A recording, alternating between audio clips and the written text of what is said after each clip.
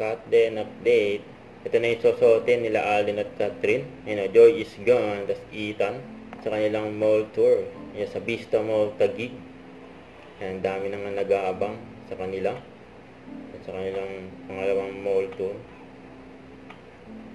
Tas mukhang unang lalabas yung trailer ng Lola Bagin bago sila mag-perform.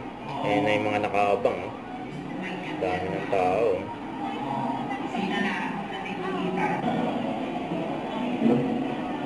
Ayan, daming tao. Nag-aabang sa cut din. Sa yung official trailer. Naabangan din nila. Miss medyo hindi rin ako. Yung iba umaga pa lang nandyan na. Ang dami ng tao. Multo ng cut din. Excited na silang makita sila Alden at Catherine mag-perform at magpakilig syempre. And featuring din ang cut din sa 24 oras bonding with fans.